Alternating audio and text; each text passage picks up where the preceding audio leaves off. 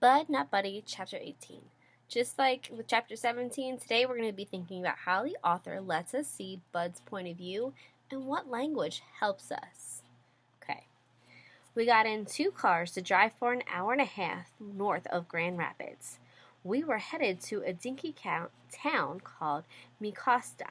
I got to ride with a band while Mr. Jimmy and Herman E. Calloway and the instruments were riding in the Packard. Miss Thomas stayed back in Grand Calloway Station. I've been living with Miss Thomas and the band for about 7 days, and this was already my 3rd trip on the road. The band was doing their next favorite thing to playing music. They were teasing each other and talking about Herman E. Calloway behind his back. The thug said to Dirty Deed, "I be offended, man, and I ain't trying to say that you ain't good on the 88s. But you know the only reason you got this gig is 'cause you're Dutch. You're white, and you don't have the strongest personality in the world." Deed said, "Yeah, well, such is life. You think I'm going to give up the best gig in the state just 'cause you'd be offended? Take a look out the window, baby. There's a depression going on. How many folks you see living like us, black or white? Not many. That man may have his faults, but he's a struggler. I'm putting my hat in with him." Eddie looked at me and said, "Bud, Mr. C has always got a white fella in the band, for practical reasons. But we don't hold his skin color against him. He can't help that he was born that way." Deed said, "You're just too kind, Edward." Eddie kept talking. "We do that 'cause the boy can play. Mr. C won't compromise on his music." I said, "Why does he always keep on one white guy in the band?" Deed said, "It's the way of the world, Sleepy. It's against the law for a black to own any property out where the log cabin is, so Mr. C put in my name." Eddie said, "That and a lot of times we get gigs playing polkas and waltzes, and a lot of these white folks wouldn't hire us if they knew we were a black band, so Dee goes out and sets up everything." "But what do they say when the Dusky Devastators show up?" Deed said. "Well, it's too late for them to say anything then. It's us or no music." Eddie said, "And Mr. C tells them if we aren't the best band they'd ever had, then they don't have to pay. We haven't been stiffed yet." With all the arguing and jokes about Mr. C, the trip seemed real short. We unloaded all the instruments and waited for nighttime to come. I had heard the band play and practice 1,000 times and still had to just about sit on my hands when they were finished so I wouldn't bust out clapping. We finished our set at a little place called The Laughing, and I got to sleep right on stage to guard the instruments. The next morning, I was packing everything into the cases when I got some real bad news. Herman E. Calloway told Mr. Jimmy, "I must stay and catch up with Eugene. You head back with the boys." The man who owned the club, Mr. Eugene Miller, used to be in one of Mr. C's bands. Mr. Jimmy said, "Bud, take your time loading everything in the Packard and you can ride back with Herman." Uh-oh. Me and Mr. C looked at each other like this wasn't a good idea. He said, "Whatever," and walked back to the club's office. Shucks, a whole hour and a half trapped in a car with him? I loaded all the instruments in the Packard, sat on a big rock, and took out my recorder to practice. I could hear Mr. C and Mr. Miller talking and laughing for the longest time. At last, Herman E. Calloway came out and walked over to the side of the building and started nudging things around with his toe of his shoe. I walked over to watch what he was doing. When I got next to him, I could see that it was just rocks he was pushing around. Finally, he grunted a couple of times and started to bend over. Out his big belly got in the way and wouldn't let his arms reach to the ground. After a bunch of more grunts, he said, "Make yourself useful, boy, and hand me this one." "This what, sir?" "This stone, this one." Right at the end of Mr. C's shiny brown shoe was a little roundish rock. I bent over to pick it up, blew some dirt off of it, and turned it over a couple of times in my hand to try and see why Mr. C thought it was so special. The only thing that I could tell was that he picked a perfect throwing rock, the exact same kind of rock I'd use if I was about to chuck someone in the head. I dropped it into his hand. He didn't look at it or nothing. He just stuck it in his pocket, and I heard a bang up against the silver dollars. I kept my nose out of his business for as long as I could, and then had to say, "Mr. C, wasn't that just a rock?" "Sure was." He started walking back to the Packard. I followed. There was a million ways to ask what I wanted to know, and I chose the worst one and said, "What in Sam Hill are you going to do with the doggone rock?" It sounded a lot meaner than I wanted it to, but I was really surprised that Mr. C would want an old rock.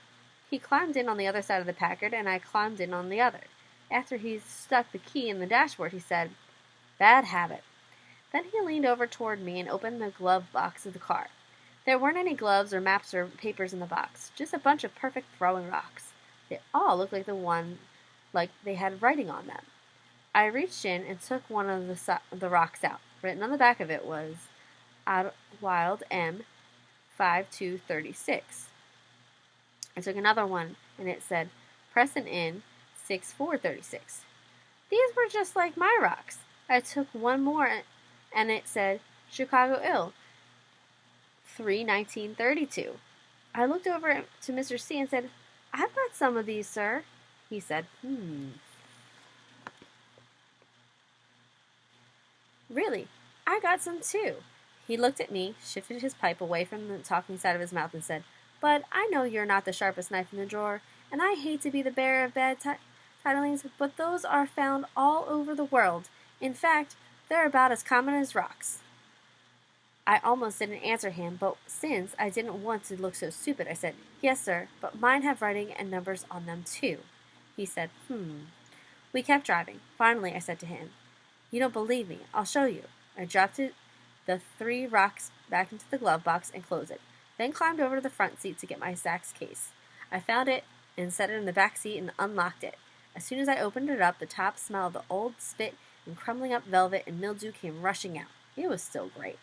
I lifted the little door and covered my rocks and took 2 of them out. I climbed back over the front seat, but kept the rocks covered in my hand. If he was going to see these, he was going to have to ask first. I crossed my arms across my chest and waited. It's a good thing I've got lots of patience, because I waited a long, long time. When we finally got back to the Grand Calloway station, Mr. Jimmy helped us unload the car. Finally, I decided that Mr. C had waited long enough. I stuck my rocks in his face and said, "See, I told you I had some rocks like those. The only difference is mine say Flint M.8.11.11 and Gary.6.13.12. He said, "Where did you find these? Didn't I tell you not to do any rummaging around in that room you've been sleeping in?" I reached for the rocks. I don't know why, but I let him take them. He was the first person, other than Bugs, that I'd ever let touch the rocks that my mama had give to me. Mr. C turned the rocks over and over in his hands and said, "Well, where'd you get these?" Uh-oh. I could tell by the way Herman E. Calloway was holding my rocks that he didn't plan on giving them back to me any time soon. I kept watching his hand, waiting for a chance to snatch my rocks and get out of there. If I could get my hands back on the rocks, I knew I could outrun Mr. C, even though he was a lot stronger and his legs were a lot longer than mine. Herman E. Calloway said, "Answer me. Where did you get these from?" Mr. C sounded meaner than he ever had before. Mr. Jimmy heard him and put the box he was carrying and walked over to us real quick. Herman E. Calloway had the rock squeezed tight in his right-hand fist, and his left-hand fist balled up like he was ready to fight. Mr. Jimmy said, "Herman, what's this? What's wrong?" He stood between me and Mr. C. Herman E. Calloway said, "I told you about this boy from the word go. He's been snooping through the house, and he's got no business being in. He stole these." I said, "No, sir, I did not." Mr. C said, "Then where'd you get them? I'm not going to ask you again." He unsqueezed the rocks from his hand. I was surprised they hadn't turned into diamonds or dust, the way he'd been holding them so tight. Mr. Jimmy took my 2 rocks from him. He looked at the writing and said, "Flint, Michigan, August 8th, 1911. And Gary, Indiana, July 13th, 1912. That's more than 25 years ago." He squatted down and looked right at me and said, "Son, where'd you find these? Just tell the truth." I kept one eye on Mr. C, still looked like he was getting ready to jump funny on me. I said, Mr. Jimmy, I didn't find them or steal them from nowhere. These always been mine. I got them from my mama, and that's the swear for God's truth. Now, could I please have my rocks back, sir? I stuck my hand out. Both Mr. Jimmy and Herman E. Calloway said, Your mama? Yes, sir. I kept my hand out.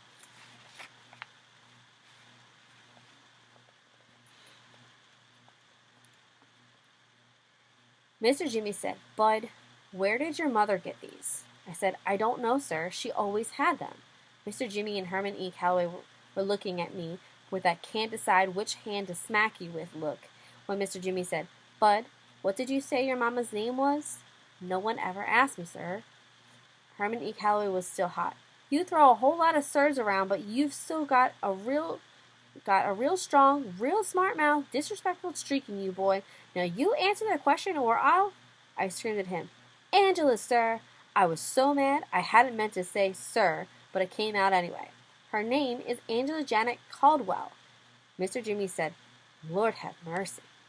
Herman E. Calloway's pipe dropped out of his mouth, and he stumbled and fumbled into the Grand Calloway station, feeling his way like he'd been struck blind. Then I knew. Herman E. Calloway was the best liar in the world. He'd been lying to me and everybody else all along. Now that there was some good proof against him, he was all shook up. I said to Mr. Jimmy, I knew it. I knew he was my father. Mr. Jimmy was still crouched down right in front of me. He said, Bud, he's not your father. Yes, sir, he is. That's why he ran off like that. He got caught lying after all these years. Mr. Jimmy said, Bud, that's enough. Herman is not your father. But Angela Janet is his daughter's name. If what you're saying is true, Lord help us all, it looks like Herman might be your grandfather. This was real surprising, but the thing I felt most glad that Mr. Calloway wasn't my dad. Shucks, who'd want a daddy that on top of being so old and so doggone mean had such a big belly? Not me. So that makes sense. Herman was too old to be Bud's father, and Bud is sleeping in a girl's room. The girl was gone, but they didn't know that she was dead. So Bud is sleeping in his mom's room, and he didn't even know it. The only way that she could have gotten those rocks is for her to have been with Herman at the time.